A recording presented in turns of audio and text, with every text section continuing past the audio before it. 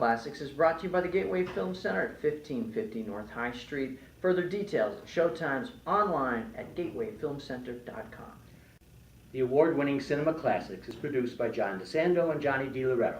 Listen to the shows online at WCBE.org. I'm John DeSando.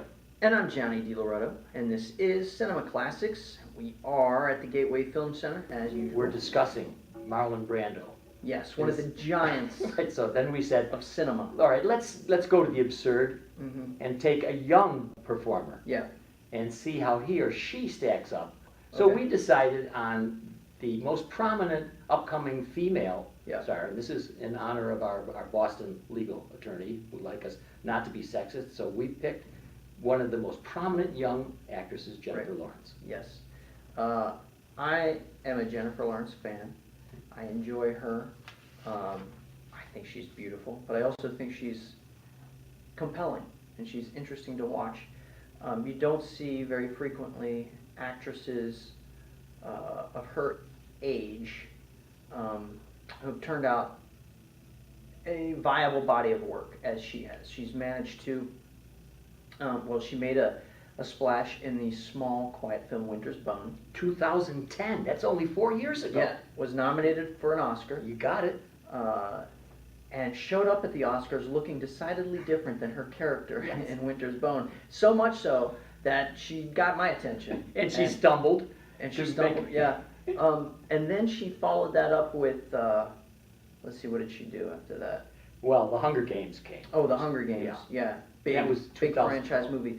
And that has been her career. Small films like Winter's Bone and big franchise movies like Hunger Games and X-Men. And she just jumps back and forth. So she's honoring her craft by doing interesting things with directors like David O. Russell. She was in Silver Linings Playbook. And there's where I think she begins to really show her stripes after Winter's Bone. Yeah, I was completely surprised by her performance in Silver Linings because I didn't think she was capable of that sort of emotional intensity. She seems so quiet and introspective in a movie like Winter's Bone. And she seems naturally sort of soft-spoken. And I didn't think she was capable of those bursts. And she had the quality that she played in Silver Linings for me, of being somewhat of a smart aleck while being smart and being sensitive at the same time. So it was a nuanced and role. being wounded. Yeah, exactly. And so she was fascinating to watch. I don't think she's as beautiful, I believe, as you believe she is. I think she's more normal looking. Well, everybody's going to disagree with you. You're going to be ostracized. The whole world thinks she's beautiful. Anyway, but let me say this: she's not getting ahead on looks alone. No, she's not. No. She's actually transcending the limitations of her looks. Yes. She's not necessarily playing, bombshell sex parts like this Hunger Games thing is going to propel her into the next decade. Now let's hope she continues to find the kind of quality work on the lower end of the scale, the more artistic work, the independent work. Well, she can continue to work with David O. Russell, but I think in order to really fully tap into her potential, she's going to need to branch out, try something different. Although it was a splashy role, her role in American Hustle took her to another level. But this is perhaps too easy a role for a smart young woman who looks good and can play the floozy that she plays in American Hustle. So I don't know if that's looking... That's the other kind of role. Yeah, that's the other interesting thing about her, especially in Silver Linings. She's able to play older than she is. This is something that I feel hobbled somebody like Leonardo DiCaprio, who had the emotional depth and psychological nuance to play characters much older than he was, but not the face. Somehow she's able to. She seems year old in Silver Linings. There's a maturity about her that allows her to do that. Yeah. I believe the finest young actress, young quote marks around it, or the most prominent young actress these days is Scarlett Johansson. Yes, I was going to bring her up too. Okay, so what do you think when you compare those two? Well, I think that Jennifer Lawrence should be taking notes because Scarlett Johansson, though young, has been around for a long time. She was a child actress. I think going back to Home Alone 3, she's the sister in that movie.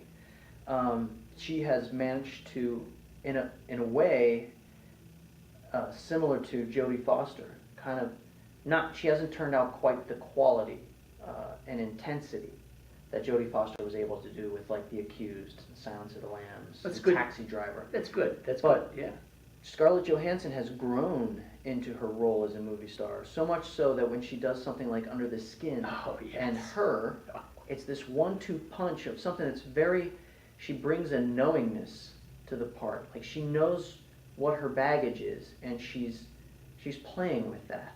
Yeah. You know, definitely Under the Skin is a beautiful, thought-provoking counterpoint to her Black Widow in the Avengers Right. and Marvel films. And interesting that Jennifer Lawrence also is taking a role in X-Men, Yeah, so that there's a parallel there. yeah. Now, a new one who we might want to compare with these other two would be Shailene Woodley.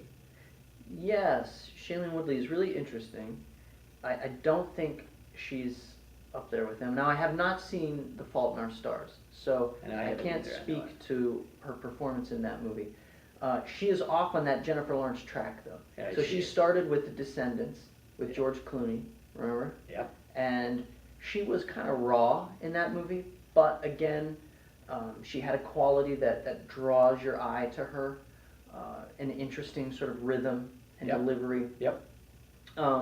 Now she has this Divergent franchise. Great. And now this Right. smaller movie, the Fault in Our Stars. So she's doing that same. She is, isn't she? That That's same the- thing. It remains to be seen whether or not Shailene Woodley can last very long. Now, I'm going to guess no, and I'll tell you why. Because, you know, when you're talking about movie stardom, you're talking about a face that has to hold up a 40-foot, 50-foot, 60-foot screen. There has to be something about that face and the voice emanating from it and the things that that face does.